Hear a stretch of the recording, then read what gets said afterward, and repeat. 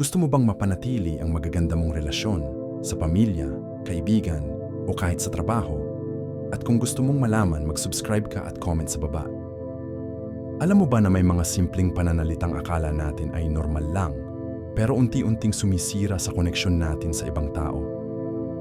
Kung gusto mong malaman kung paano iwasan ang mga ito at magkaroon ng mas payapa at positibong buhay, panoorin mo to hanggang dulo. Baka ito na ang kailangan mong marinig para mas gumaan ang pakikitungo mo sa mundo. Alam mo ba na minsan, hindi lang sa gawa nasusukat ang kabutihan ng isang tao, kundi pati sa kanyang pananalita? Oo, totoo yan. Araw-araw, may mga salita tayong binibitawan na akala natin ay walang epekto.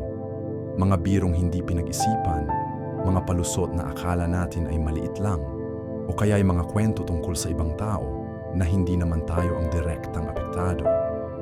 Pero ang hindi natin napapansin, may epekto ito sa mga relasyon natin, sa pamilya, sa kaibigan, sa katrabaho, at maging sa sarili nating pananaw sa mundo. May 4 na klase ng pananalita na, kung palagi nating ginagawa, ay unti-unting sumisira ng tiwala, respeto, at koneksyon sa ibang tao. Ang masaklap pa, akala natin ay harmless o natural lang ang mga ito. Pero, sa totoo lang, nakakaipon ito ng negatibong enerhiya o karma na maaaring bumalik sa atin sa hindi inaasahang panahon. Kaya, kung seryoso ka sa pagkakaroon ng mas tahimik na isip, mas magaan na relasyon, at mas positibong kapaligiran, kailangan mong matutunan kung ano-ano ang mga toxic speech habits na ito. Hindi ito tungkol sa pagiging perpekto sa pagsasalita. Lahat naman tayo ay nagkakamali. Pero tungkol ito sa pagiging mas intentional at maingat sa bawat salitang lumalabas sa bibig natin. Kasi sa totoo lang, may kapangyarihan ang salita. Kaya nitong magbukas ng puso, pero kaya rin nitong manakit at magsara ng pinto. Ang isang salita, kapag hindi iningatan, maaaring mag-iwan ng sugat na hindi agad naghihilom. Sa video na ito, pag-uusapan natin ang 4 na klase ng pananalitang dapat nating iwasan. Ito ang mga ugaling hindi lang nakakasira ng relasyon, kundi nakakabigat din sa ating konsensya at sa ating espiritu. Kaya kung handa ka ng mas maging mabuting tagapagsalita, yung may malasakit, may respeto, at may layunin, simulan na natin.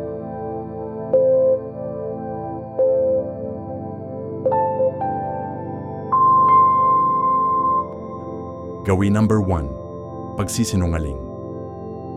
Unang toxic na pananalita, pagsisinungaling. Minsan, iniisip natin na okay lang magsinungaling basta't wala namang nasasaktan. Yung tinatawag na white lies o maliit na palusot, parang walang masama, di ba? Pero ang hindi natin namamalayan, bawat kasinungalingan, gaano man kaliit, ay unti-unting nagpapahina sa tiwala ng ibang tao sa atin. Parang baso ng tubig na may patak ng tinta, kalaunan, lumalabo rin.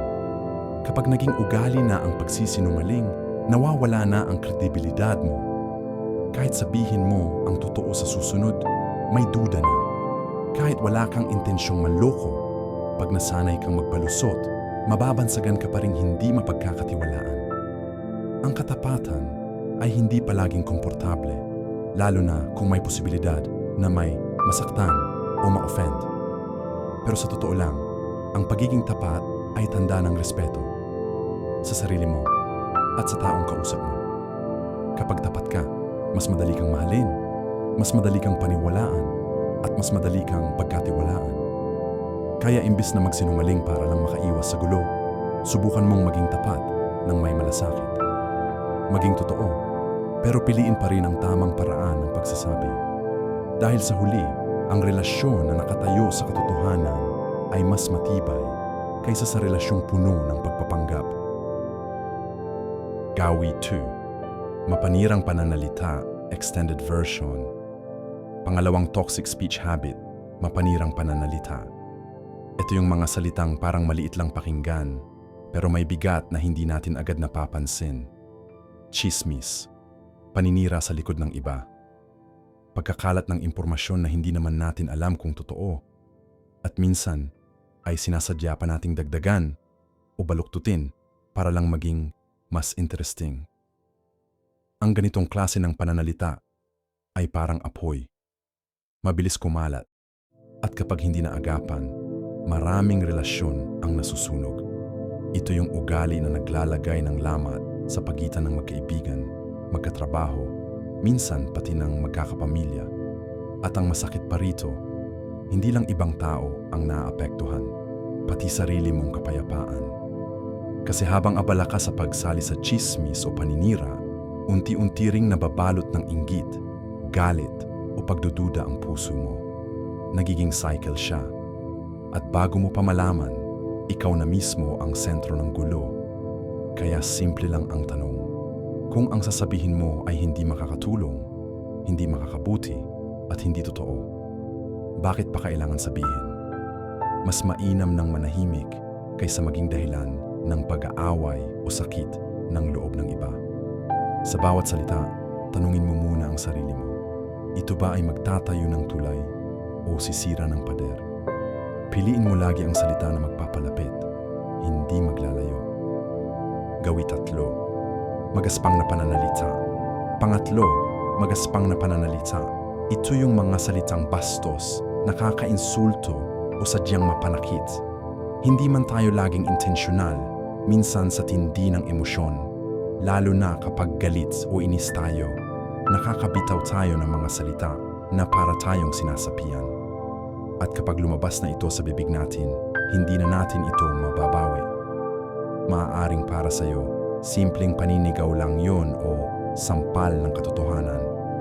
Pero para sa taong nakarinig, iyon ay pwedeng maging tinik sa puso, nakakababa ng loob, nakakasira ng tiwala, at minsan, kahit humingi ka na ng tawad, ang sakit na idinulot mo ay hindi basta-basta nawawala. Kaya mahalagang matutong huminga muna, huminto sandali, at timbangin ang salitang bibitawan. Hindi lahat ng totoo ay kailangang sabihin agad-agad, lalo na kung ang paraan ng pagkakasabi ay nakakainsulto. Mas mainam na piliin ang mga salitang may respeto at malasakit. Pwede ka namang magsabi ng totoo nang hindi nakakasakit. Minsan, ang kabaitan sa pananalita ay hindi kahinaan, kundi tanda ng maturity at control sa sarili. Tandaan mo, ang magaspang na pananalita ay parang espada o nakakabigla, pero may iniwang sugat na hindi mo alam kung gaano kalalim. Gawi pang-4, walang kabuluhang usapan o tinatawag ding idle chatter. Ito yung mga usapang paikot-ikot lang, walang direksyon, walang layunin, puro daldal, pero walang laman. Minsan, akala natin nakakaaliw lang tayo, pero sa totoo lang, nasasayang ang oras, lakas, at atensyon. Hindi lang natin, kundi pati ng kausap natin.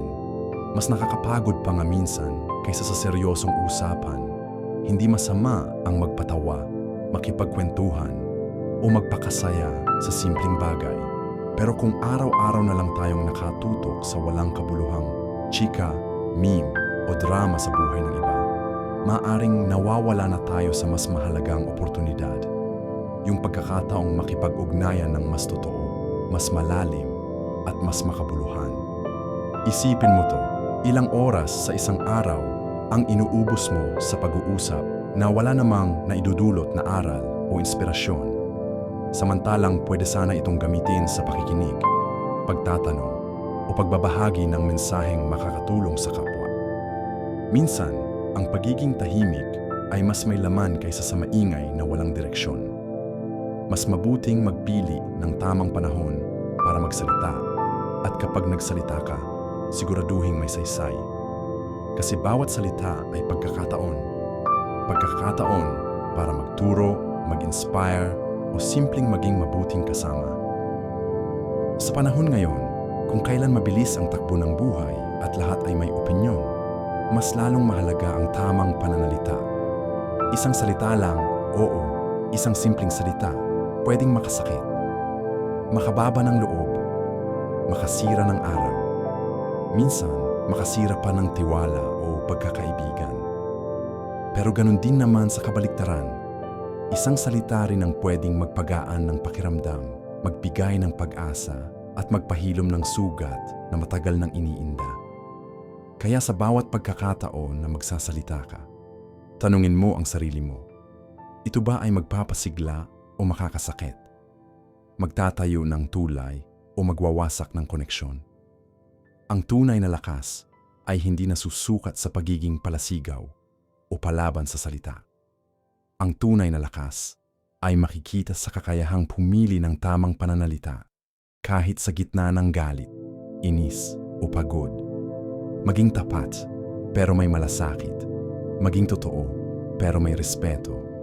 Magsalita ng may layunin, hindi lang para marinig, kundi para makapagpabago. Dahil sa huli, ang mga salitang binibitawan natin araw-araw ay parang binhing itinatanim. Kung puro negatibo ang itinanim mo, asahan mong negatibo rin ang babalik.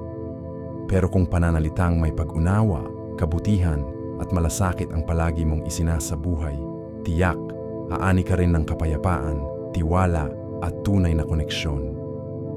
Piliin mong magsalita hindi lang para makapaglabas ng saloobin, kundi para makalikha ng mas maayos, mas positibo at mas makataong mundo.